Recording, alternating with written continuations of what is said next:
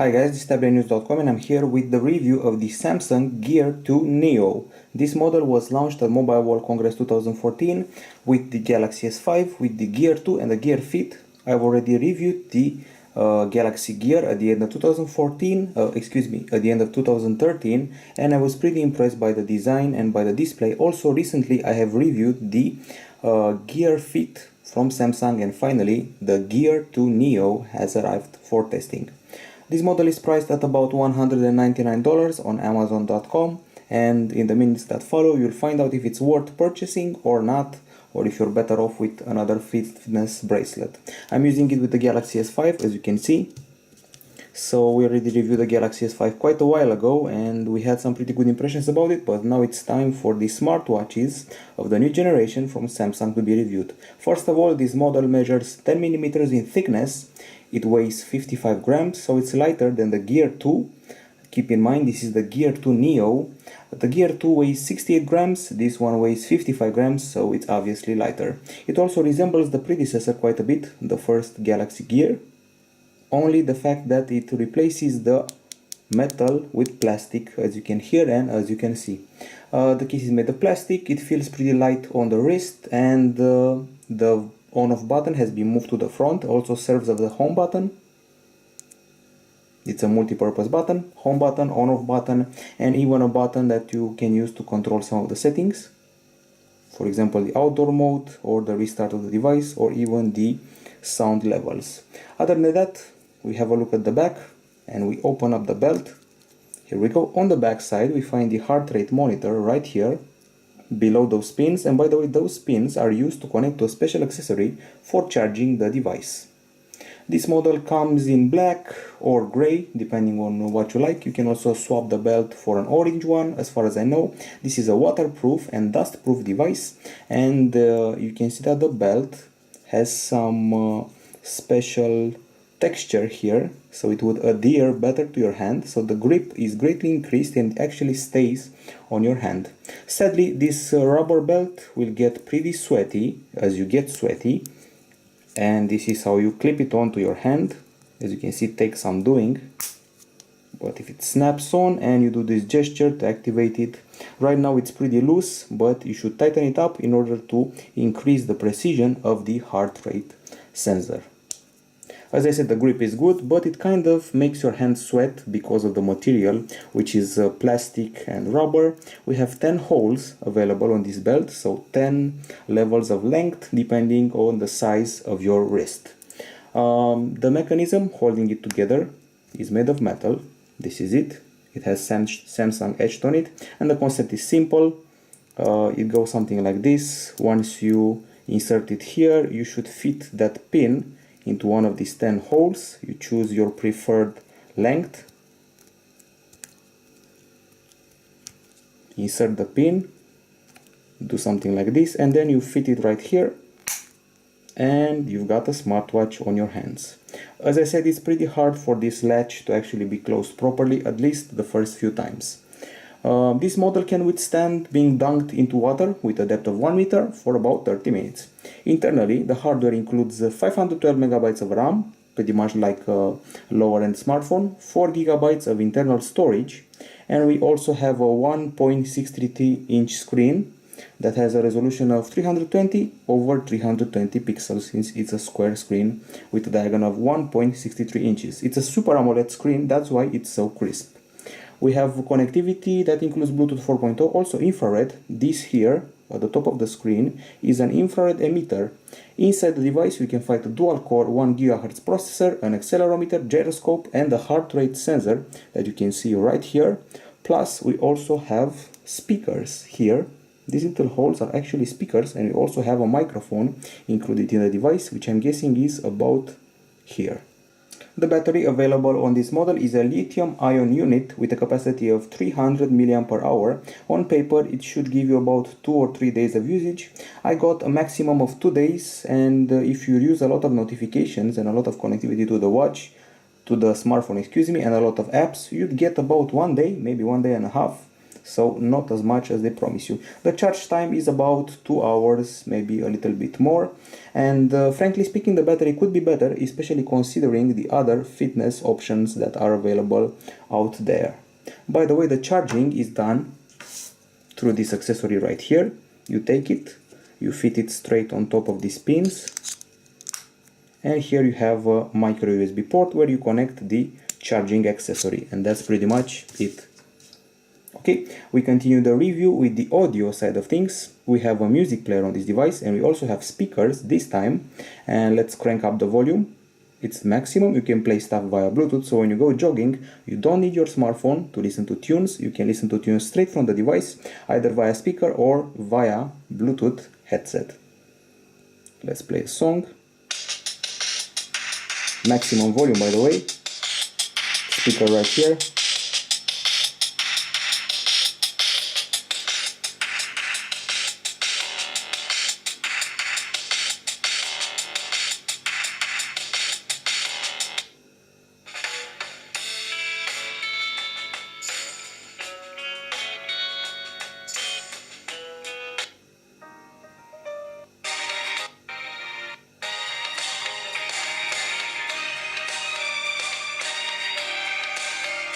And we also have options like shuffle and all that. And as I said, you can either use the speakers or Bluetooth headphones. I would say it's reasonably loud over speakers, considering it's merely a watch, a smartwatch. You can also transfer songs from the device, in this case the Galaxy S5. It's as easy as going into the Gear Manager to the My Apps section, looking up the music player, pressing this button, and send tracks to Gear, and then your music will be available from your handset or tablet straight to your watch and stored on the watch, this time for listening during your jogging. As I said, we got shuffle, we got repeat, we got volume controls, we got good clarity, and by the way, I forgot to mention that this smartwatch is compatible with about 18 devices, including tablets and smartphones from Samsung. Now let's analyze the screen. And in order to do that, as you can see, we're checking out some colorful stuff right now, including a CNN app. This is a bright and crisp screen with very nice colors, deep black. It's a Super AMOLED screen that features a density of 278 ppi. It's great outdoors. Actually, it has a special outdoors mode in case you're not happy with just this level of brightness. If you keep the home button pressed, you can actually trigger the outdoor mode, which is much brighter. Everything becomes crisper than it already is. I would say that it's crisp enough as it is right now. So maybe let's turn it less bright. Something like level 4 should do it. Okay, so as I said, it's a crisp screen, deep black, nice colors, and you can flick the wrist to turn it on, which is a move you also saw on the Gear Fit and the Galaxy Gear. It's a great display, and as far as I know, you should be able to rotate the image at some point. I was able to do that while charging the device, but I don't seem to be able to do that now. So sometimes you can rotate the image, sometimes you can't. Let's go into the display area, screen timeout, font, language, wake up gesture, edit home screen. On the Gear Fit you could actually rotate the screen, but here, as I said, I could only rotate it while charging the device, which seems pretty interesting. By the way, this is not an Android device. It has Tizen OS at its core, and it's pretty much the same user interface as the other Gear devices. You just keep swiping to move from one home screen to the other. You tap an option to enter it, you swipe down to close it, and in some areas you will swipe up to access a list or trigger some more options. It's basically all about swiping and tapping. Okay, other than that, I have to say that the home screen holds a bunch of shortcuts that you can actually press. Even though they're small, they're actually pressable. And even some of the smaller things on the screen are pressable. Like for example, in the music player, you can press this icon right here to tweak the volume. Although it's very small, yes, it's interactable. Okay, so this is pretty much it as far as the interface is concerned. Now let's discuss each and every option on this device on its home screen, starting with the notifications. You get here your emails, your calls, your texts, info from your app, etc. You also see your emails. You can actually access your email, check out the expeditor, the attachment, and open it on your device if you're not happy with this small screen. By the way, a notification is shown on the screen, and the device also vibrates and flashes the screen to let you know that something is going on with your main device. Okay, so the other features worth mentioning are logs. In the logs area, you can see the last calls you got and the last text you got. Of course, you can empty it to the trash. And then we got a dialer. You can actually start calling people from this device. It has a microphone, it has a speaker. You can make and receive phone calls straight from it. You dial up the number, you press the green call button, and then the call starts on the handset. Next up, we got a list of contacts that you can actually press to call people. Moving further, we got the list of apps that I'll come back to later. We've even installed some games and apps. And then we got the settings. Well, here we can see the Bluetooth signal and the battery. Then we got the clock area. That's basically your home screen that you can customize. We got wallpapers that you can also customize either from this watch or from the phone. We got notifications that can be turned on or off. Sound, that includes volume options for multimedia, ringtone, notification, or system. We got sound mode, vibrate or mute, touch sounds, ringtones. Since you can get calls on the watch from the phone, you get a bunch of ringtones to select. Notifications via driving signal, flicker, or tic-tac. And finally, the level of vibration. If you want to conserve battery, you better set it lower. Other settings, well, we deal with sound, display. We got brightness here in a few levels, screen timeout in seconds or minutes, the font type, font style, and font size can also be customized. Language, wake up gesture, which is pretty much this. You do this with a flick of the wrist and you enter either the clock or the last viewed application. Finally, home icon size, large icons or small icon, and you can edit your home screen to place whichever shortcuts you want. Okay, so we go further. We had settings. This is the music player you saw earlier. You can listen to tunes here, tweak the volume, shuffle, and all that. And let's see what other things we have here. We have watch on remote. This is your TV remote control. You can turn off the TV, turn it on, tweak the volume, the channel, and you even change the channel like this. You can also add another device, including a set-top box and air conditioner from a bunch of brands, including LG, Samsung, and many more. By the way, the infrared emitter is right here, so it emits infrared to your TV set and you control it like this. Then we got S-Voice, that sometimes hasn't worked. Keep in mind, it doesn't always work. Over the past days, it has been an on and off experience. Usually you can tell it to set the timer, call people, check out the weather, if it works. I'm guessing it's the Samsung servers not working, and that's that. Okay, there's also Find My Device. The idea is simple. Here you press start and then your device starts ringing, so you can find it around the house if you lost it. We got voice memo here. You can record voice memos, obviously, and then you can play them back or sync them with your device. We have a pedometer that will count your steps. You can start it, resume it, view your history, the steps you've taken in the month of May,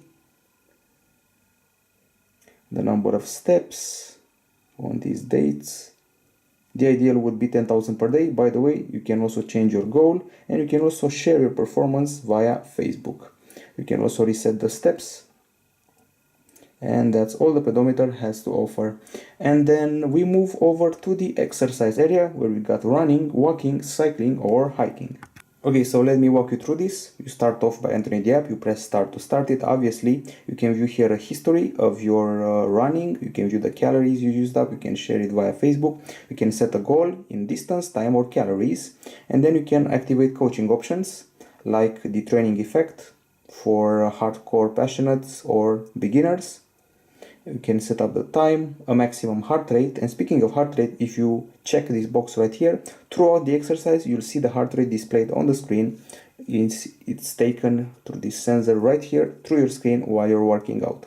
I did a bit of walking and used this to monitor it, 1 hour and 8 minutes in one session. This is the history showing the sessions for this month.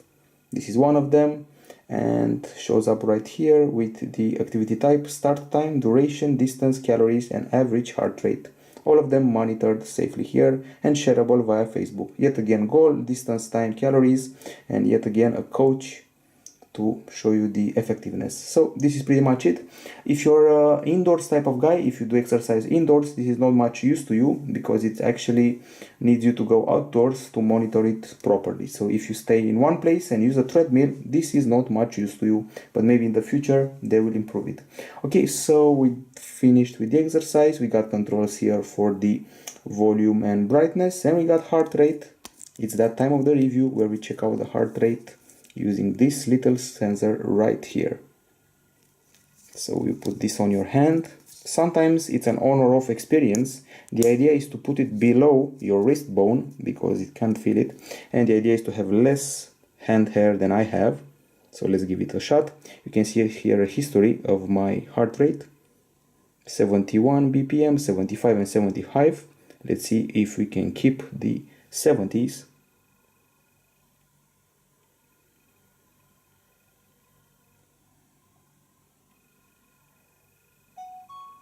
80 BPM, pretty close and pretty high. Okay, let's go further than that.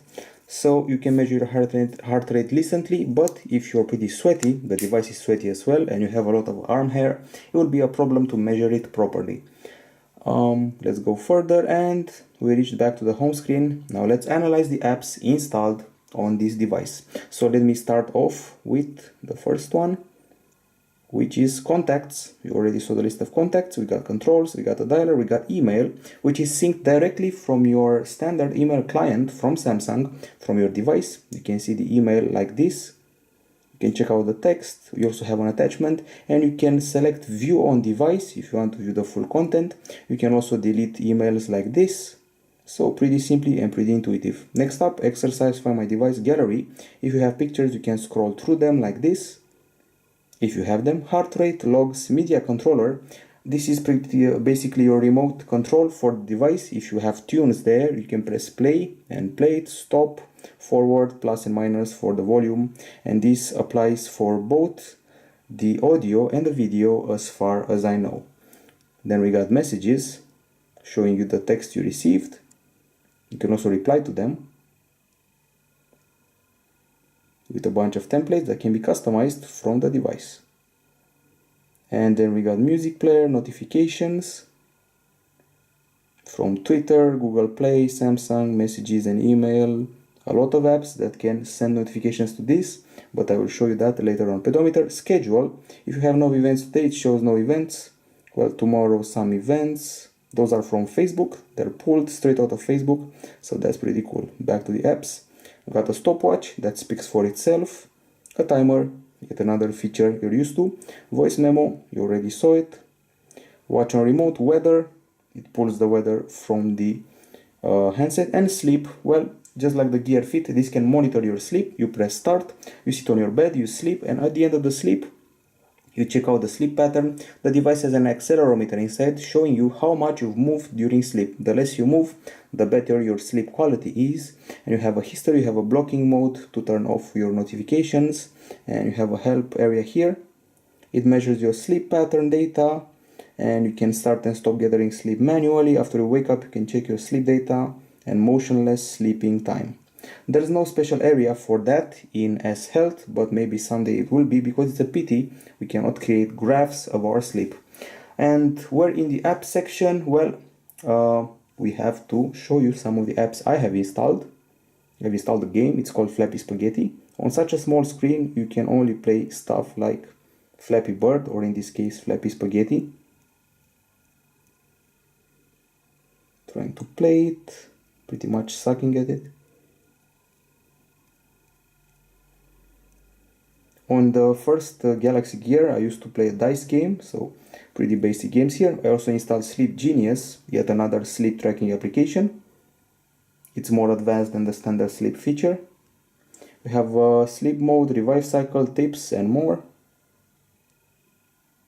You can begin, you can select certain settings here, you can customize it. And that's pretty much it. You have Facebook Quick View that will show you your messages, statuses, and what's new. Sadly, it doesn't work all the time. And we have CNN with a pretty nifty user interface. This one actually has to connect with the app on the phone, and the app has to be open in order to connect. And just like Facebook, sometimes it will not work. So enter the CNN app here, I see the news shown here with new cases of diseases, MERS. Let's try to connect this time. As I said, the apps are not foolproof. Sometimes CNN will simply just not want to work, and Facebook Quick View as well. So maybe Tizen OS is not as flawless as they want us to believe. It's pretty random by now. Sometimes it works, sometimes it doesn't. There's no exact pattern of why it will work or why not. Okay, so we're still waiting on that. In the meantime, let's check out CNN here.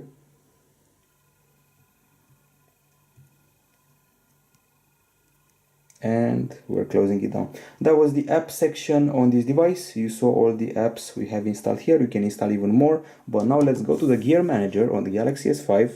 Of course, you don't have to have a Galaxy S5.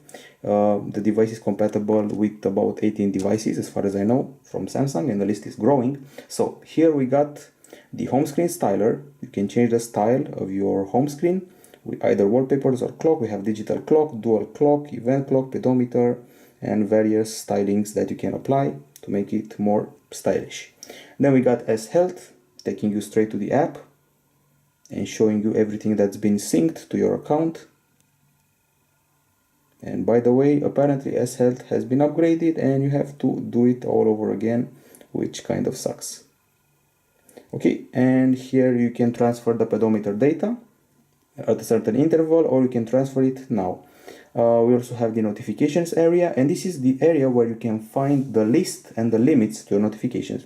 You can actually stop all of them. You can view content from your gear on your mobile device, preview a message, which means you can view a part of the email or text straight from the screen, keep the screen off when you get notifications, and now we got a huge list of apps that can notify you on your watch. Basically, every app on your device can notify you.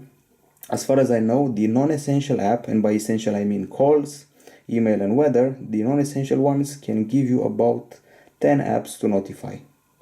Okay, we move even further. We got My Apps, which is the applications installed on your watch, each of them with their own settings.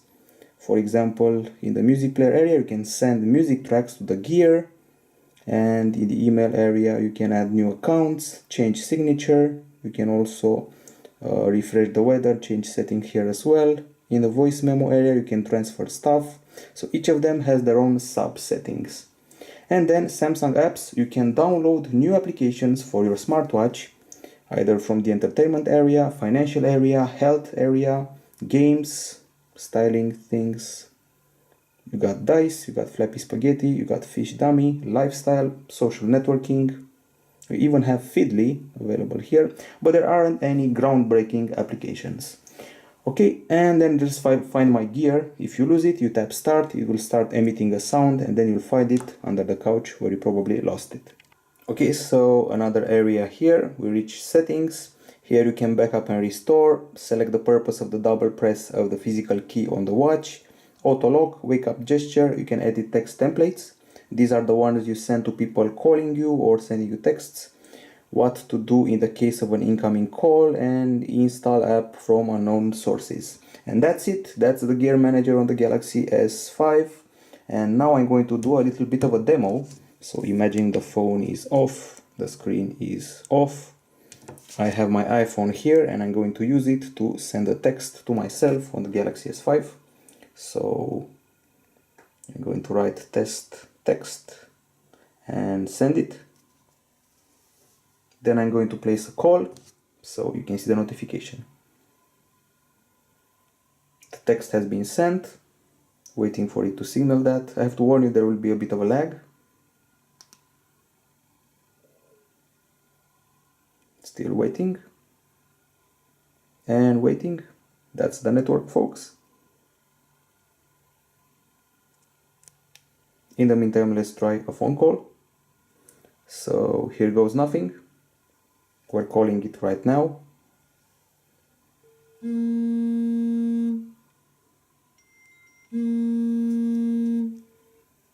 So you can reject it and send a reject message like I'm in a meeting and stuff like that. In the meantime, we also got the text. This is a test text with a bit of a delay, and you saw how you saw what happens when you start sending a text and start calling a number on the phone and on the watch as well. There's a bit of a delay, but maybe because of the network, not exactly this one.